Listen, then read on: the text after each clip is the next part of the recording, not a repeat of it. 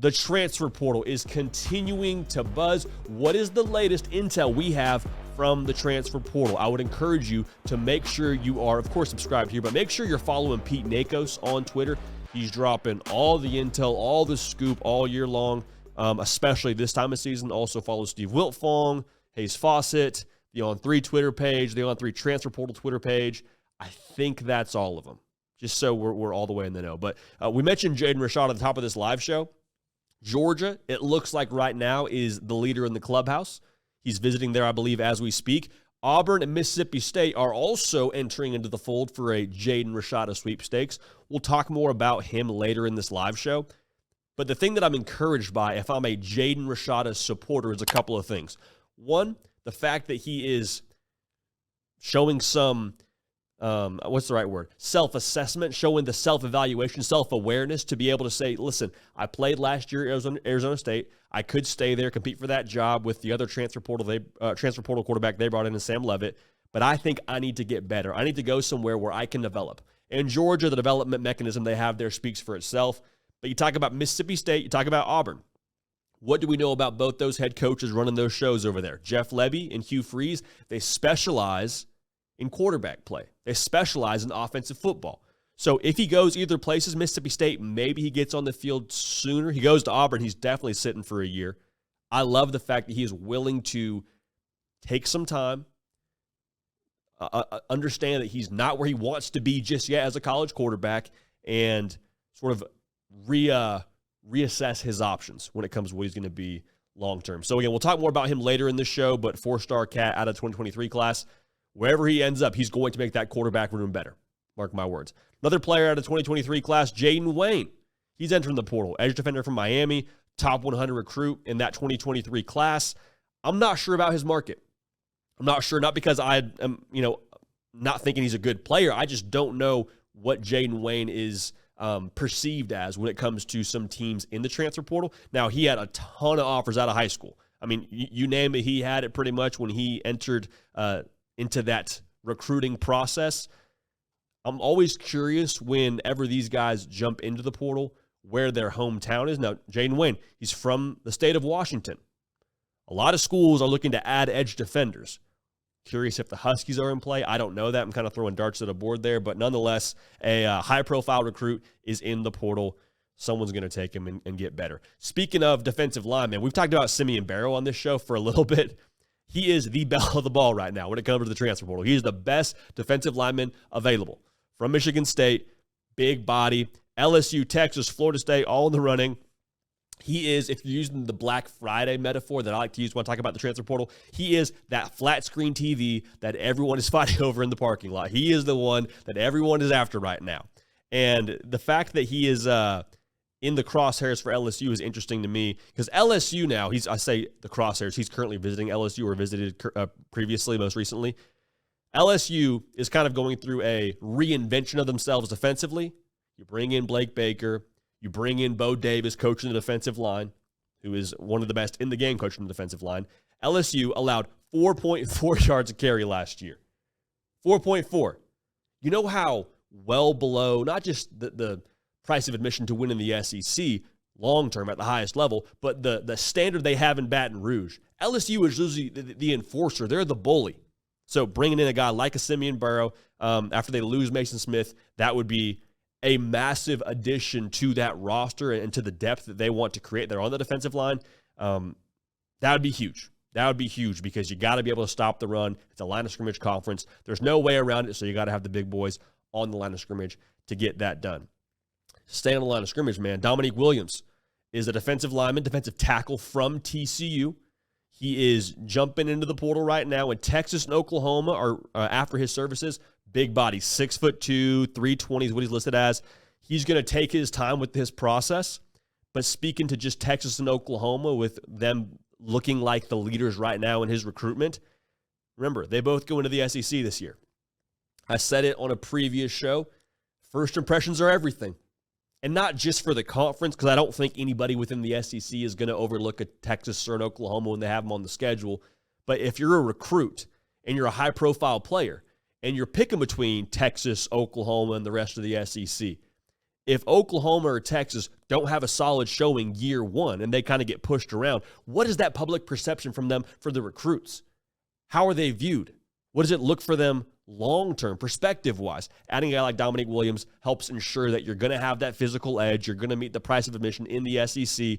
I think if Oklahoma could land him, it would mean more to them, just for the record, even though they bring back a lot of production from last year's defense, a lot of good pieces. For Texas, you got to replace 2 All-Americans, but still, I think they are set up well for success regardless going into the SEC with how much they have offensively. If Oklahoma can add into that roster and make them more of a defensive-led football team more than they are already, and Jackson Arnold doesn't have to go out there and grow up quickly, he can kind of take his time, I think that'd be massive. So we'll keep an eye on that, but Texas and OU are after Dominique Williams. Penny Boone, a familiar name now because he was previously at Toledo, jumped into the portal in that first cycle during the winter, committed to Louisville. Now, this is a big-time player. Was, I believe, MAC Offensive Player of the Year, ran for over 1,400 yards. He committed to Louisville. Currently, he is back in the portal, and he's the number 2 available back, according to the good folks here that run that for us at On 3. Louisville, Georgia, Kentucky, Ole Miss, Miami, all in the sweepstakes. I'm curious where Ole Miss stands right now because they just got a commitment from Henry Parrish, the Miami back, who was previously at Ole Miss. He's back at Ole Miss. Miami, I think, is in good position to land Damian Martinez. We've said that a couple times on this show. I am fascinated to see what happens if Miami lands Damian Martinez and if Ole Miss is saying, hey, you know what, actually, we're good. We already got our running back. I wouldn't be surprised if Penny Boone ended up back at Louisville. So keep an eye on that. I think that's a possibility, and that's also something that Pete Nakos is echoing that same sentiment. Houston wide receiver Sam Brown. He is in the portal. We've talked about him before. Explosive kind of playmaker, 13 yards a catch in 2023. We're hearing Miami is the school to watch, according to Pete Nakos. That would be huge for Miami because we've said that a couple times, man. They got to keep adding weapons for Cam Ward to maximize his potential.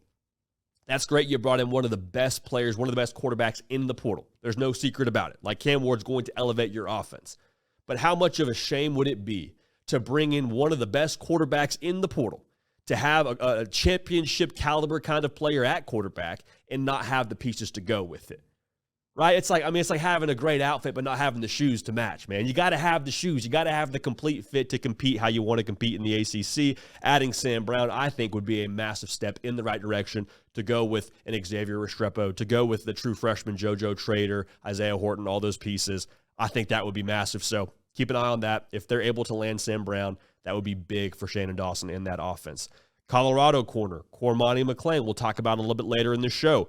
3 schools are entering the fray for him right now when you talk about his recruitment: UCF, USF, and Memphis. It's worth noting now, as of the most recent intel piece from Pete Nakos, there have been no visits scheduled yet for Cormani McClain. Cormani McClain, of course, this 2023 cycle was at Colorado after he was committed to Miami, and then he flips his commitment to Colorado and is a 4-star player for us here at On 3. And Memphis is making a strong push for him. They're allegedly in conversations about him playing wide receiver and corner for them this upcoming season. So we'll see if that sweetens the deal at all for him. I've said a couple times, I think the relationship aspect for him at USF with DVD over there was his primary recruiter at Miami. He's now the corners coach at USF. It's a relationship game. I know NIL is a big part of this thing for a lot of these high-profile players, but at the end of the day, if I'm Cormani McClain, get back to where you're comfortable, go back with someone that you're comfortable with, you're familiar with, and go play for a hometown team. Could be a good deal. So keep an eye on Cormani McClain. We'll have more on him later in the show.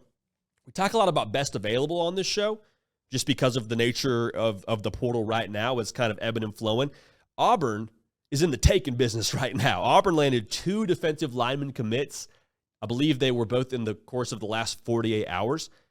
Philip Bleedy, defensive lineman from Indiana, and Isaiah Rakes, defensive tackle who was previously at A&M, jumped in the portal and transferred to USC, jumped back in the portal. Now he's headed to Auburn. Man, that's massive for Auburn. I mean, if I were buying stock in college football programs, I'd probably spread my money around, diversify the portfolio, but I would put a healthy amount of my money on the Auburn Tigers. Hugh Freeze in that offense, I have a very, very difficult time believing they won't continue to develop and get better on that side of the football. But in the SEC, same thing we said about LSU is true about Auburn. You got to be able to have those big human beings to compete at the highest level. And in 2023, they allowed 4.5 yards a carry. That's good for 86th in the country.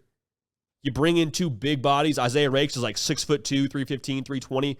Philip Bleedy's 6'3", right around 295, 300. Those are two guys that are going to help you at the very least eat up space, get a good push, and present some more depth for you on that side of the ball. So a lot moving and shaking right now in the portal. Make sure you're subscribed. Make sure you're following all those Twitter accounts I mentioned already on this channel before, on this segment before, to stay in the know for all things portal. Hey, y'all, thanks so much for watching. Subscribe to the channel here to make sure you don't miss an episode of The Hard Count. Also, be sure to check out other videos on the On3 YouTube channel.